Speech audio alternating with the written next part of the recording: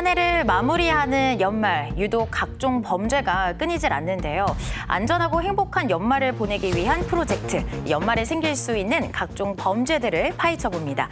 오늘은 그 첫 번째 시간, 운전자뿐만 아니라 타인의 목숨까지 위협하는 심각한 범죄 행위죠.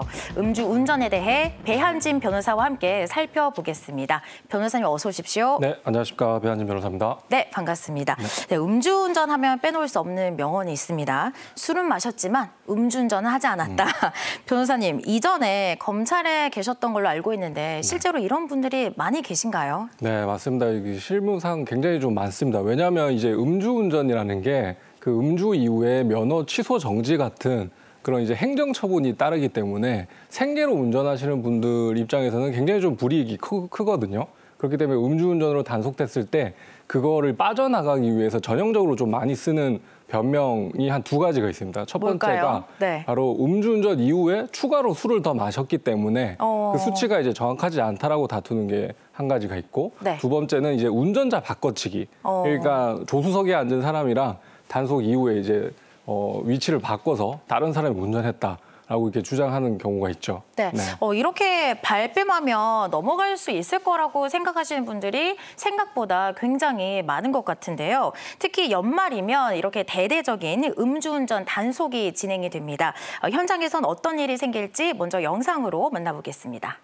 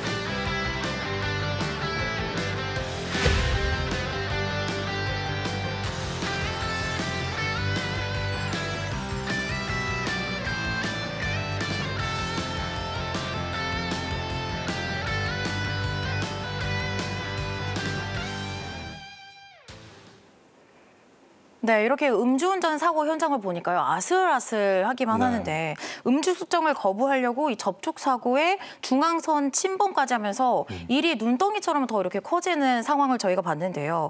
요즘엔 이렇게 음주운전 단속 정보를 공유하는 또 어플이 있다라고 하더라고요.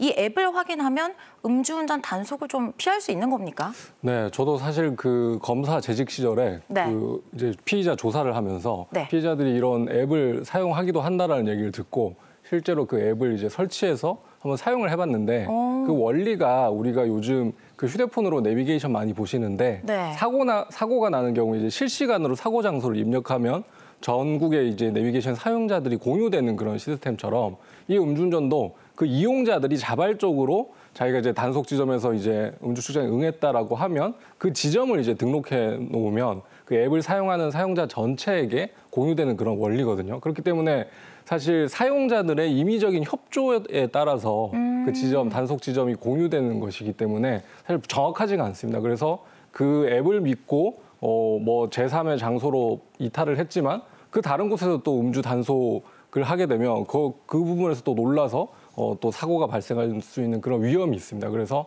이런 앱을 믿어서도 안 되겠지만 일단 음주운전 자체를 하시면 안 되겠죠. 그렇죠. 이렇게 음주운전 단속 시에 이를 피한다거나 또 거부를 하게 되면 그 행위 자체로도 음주운전을 한 거 아니야? 라는 이런 의심을 받을 수밖에 없을 것 같은데요.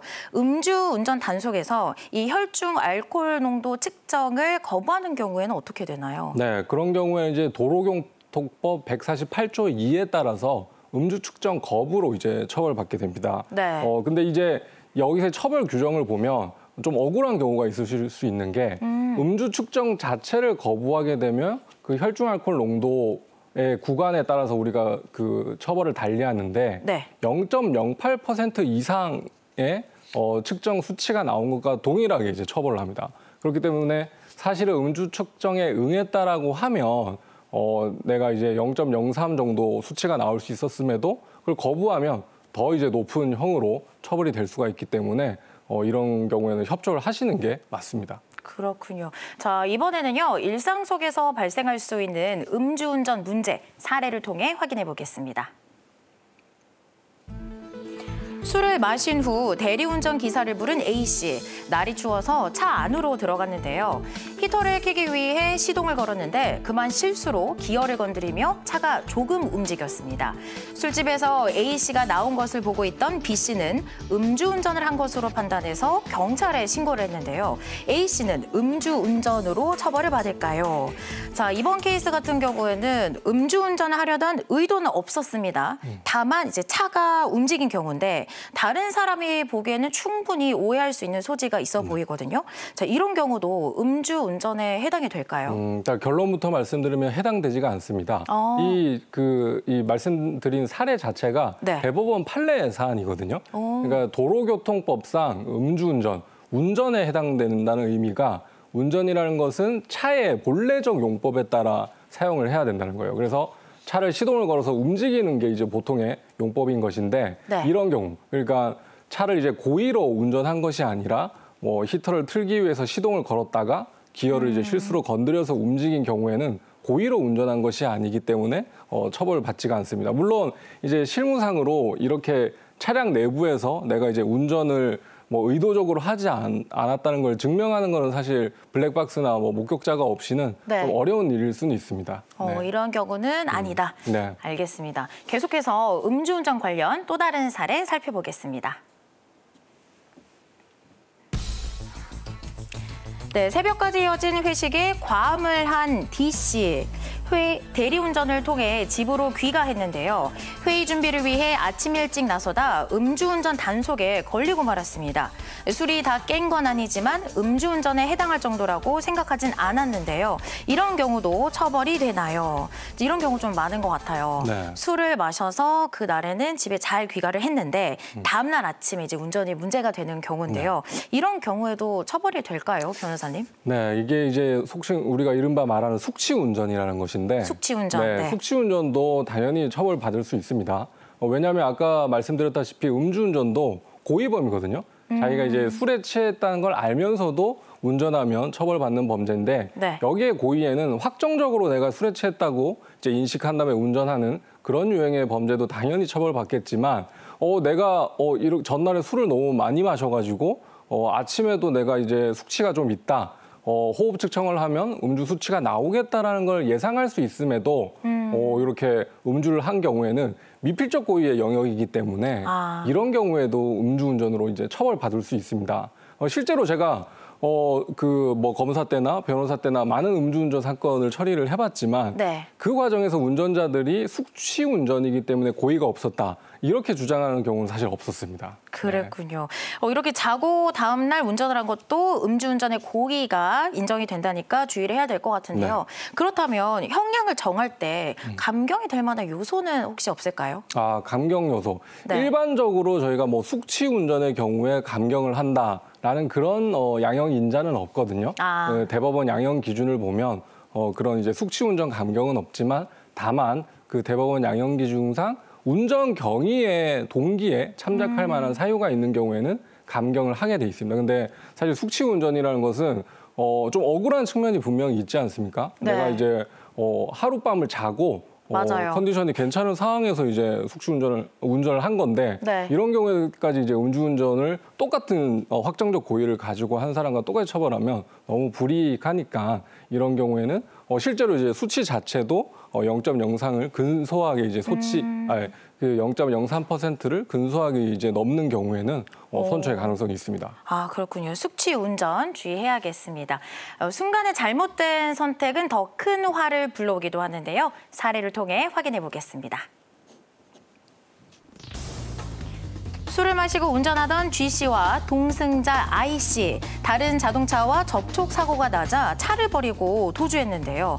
음주운전 사실이 탄로날까 무서웠던 G씨는 편의점에서 소주 한 병을 사서 마셨습니다. 한참 뒤 사고 현장을 찾아간 G씨는 음주운전 사실을 부인했는데요. 이런 경우 처벌을 피할 수 있을까요? 사실 이 이야기는 그 한 유명 트로트 가수이죠. 네. 음주운전 처벌을 좀 피하기 위해서 일부러 그 다음에 이제 술을 더 마셨다는 의혹이 일기도 했었는데 수사에 좀 이렇게 혼선을 주기도 했었잖아요. 네. 이런 행위가 실제로 통하는 건가요, 변호사님? 실제로 통하기 때문에 이제 많이들 이제 악용을 하죠. 이게 왜 그러냐면 이제 음주운전이라는 것은 그 호흡 측정할 때 당시의 수치가 사실 중요한 게 아니라 네. 운전을 할 당시의 수치가 얼마였는지를 따져서 이제 처벌을 하는 것이거든요. 근데 실무상 이제 예를 들어서 사고가 나서 그 이후에 한 30-40분이 경과한 다음에 경찰들이 출동했다고 하면 그 음주운전과 이제 음주운전 측정 당시에 좀 시간적 간격이 있는 경우가 있을 수 있습니다. 네. 이런 경우에는 사실 음주 당시에 정확한 수치가 얼마였는지 좀 문제가 될 수 있거든요. 더구나 이런 경우에 경찰이 이제 출동하는 사이에 추가로 이제 술을 마셨다라고 하면 더더구나 그 운전 당시에 혈중 알코올 농도 수치가 얼마였는지 계산하기 어려운 경우가 많이 있습니다. 이게 아까 말씀하신 그 트로트 가수 사건도 네. 경찰 그 수사 당시에 음주를 하고 경찰이 출동하기 전에 추가로 이제 음주를 했다고 주장을 해서 맞아요. 경찰은 당시에 그 추가로 마신 술의 양을 굉장히 정확하게 계산해서 그걸 이제 위드마크 공식으로 빼서 수치를 산출하긴 했지만 검찰에서는 결국 혐의 없음 처분을 했었거든요. 그렇기 때문에 이만큼 효과가 있기 때문에 실제로 많이 이용을 하고 있다 이런 수법을. 하지만 제가 이제 검찰에서 수사 공판했던 사례 중에 네. 이렇게 운전 이후에 술을 마셨다고 주장을 해서 무죄 주장을 하는 사건이 있었거든요. 근데 피고인이 주장하는 그런 추가로 술을 마실 양을 빼더라도 적어도 이미. 이제 0.03% 이상 그래 술에 취한 상태로 운전한 상태가 입증이 돼서 속칭 이제 괘씸죄라고 하는 그런 이제 양형상 불리하게 작용해서 더 이제 엄하게 처벌된 그런 사례도 있습니다. 아, 그렇군요. 네. 최근 이런 일들이 좀 공공연하게 일어나고 있다 보니까 이와 같은 행위를 좀 처벌할 수 있는 법적 근거가 좀 필요하다. 이런 목소리가 커지고 있거든요.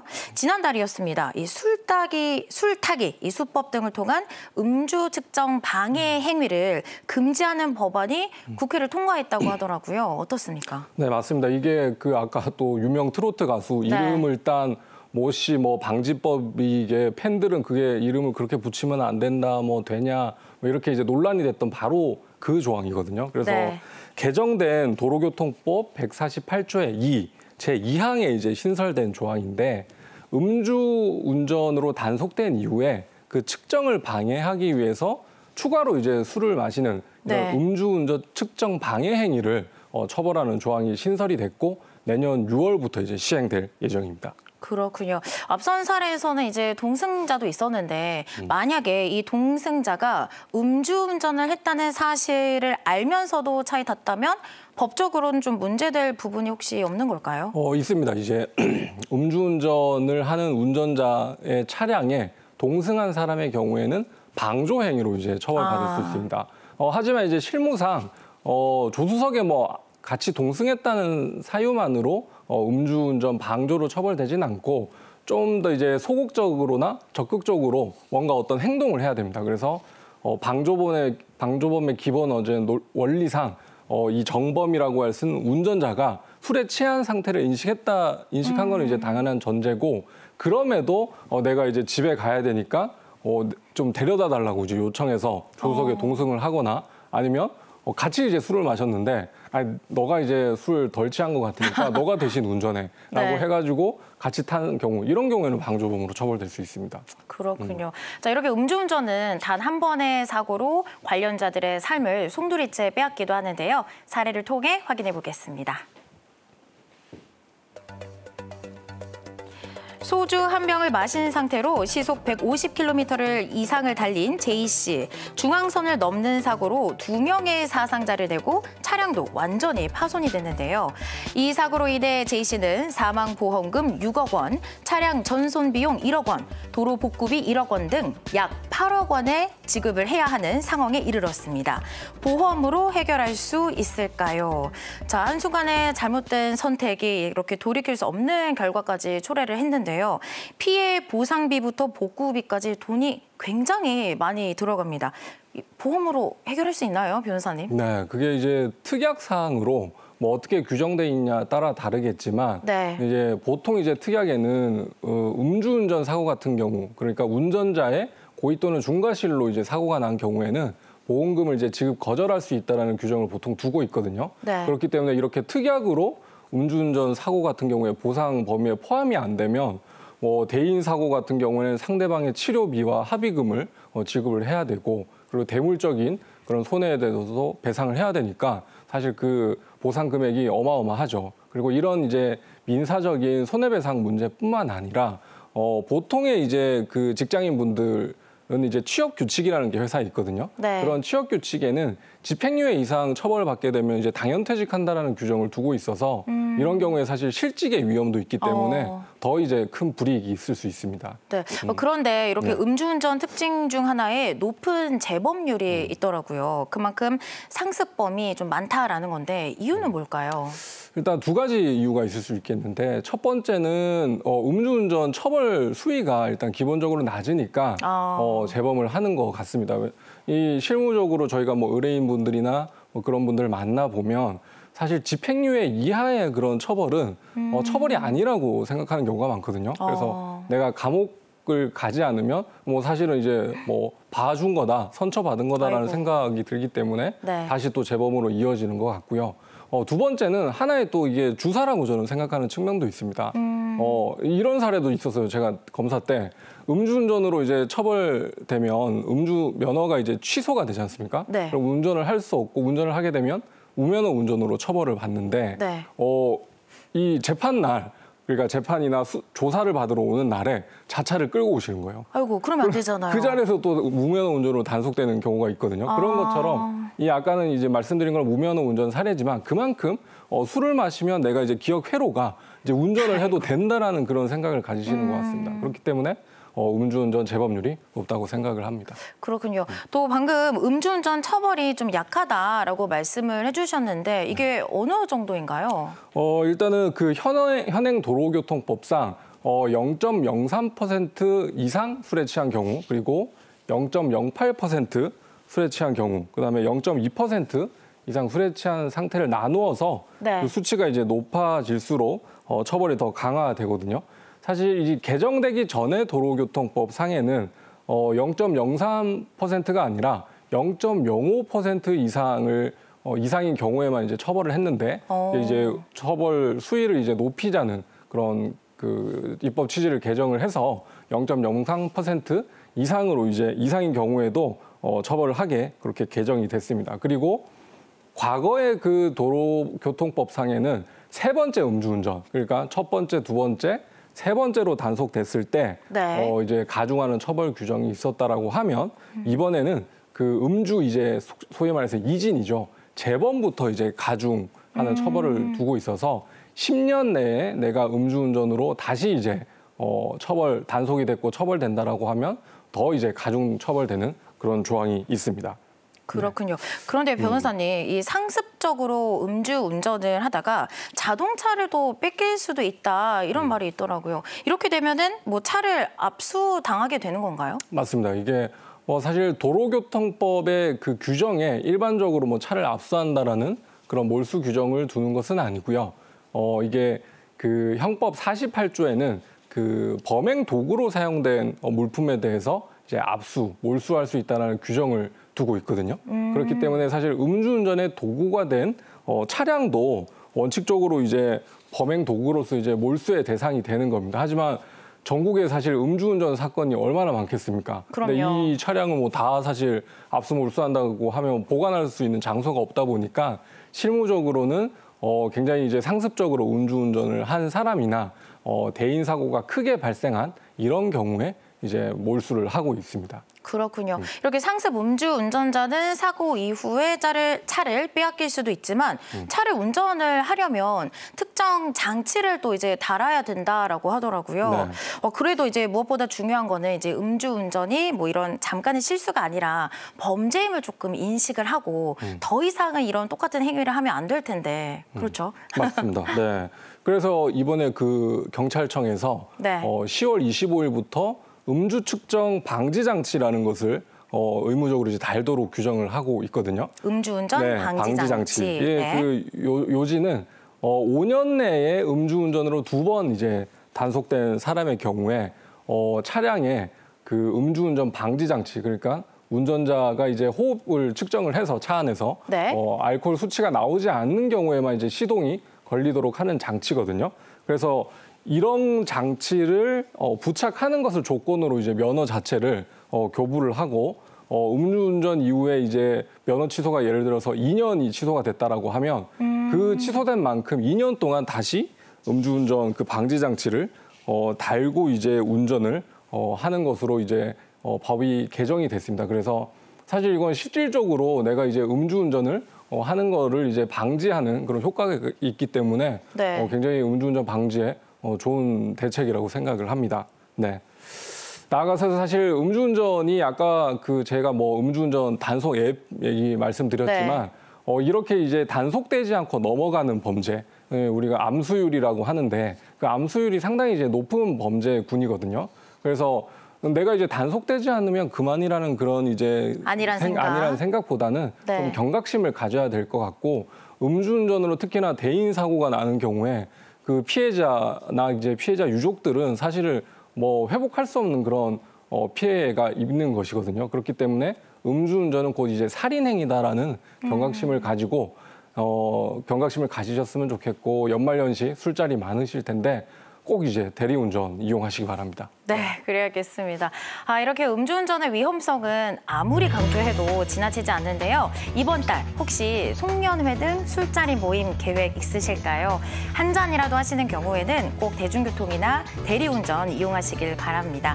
다음 이 시간에는 연말에 증가하는 범죄의 두 번째 시간, 공연 관람할 때 생길 수 있는 문제들 살펴보겠습니다. 지금까지 배한진 변호사와 함께했습니다. 오늘 말씀 고맙습니다. 감사합니다.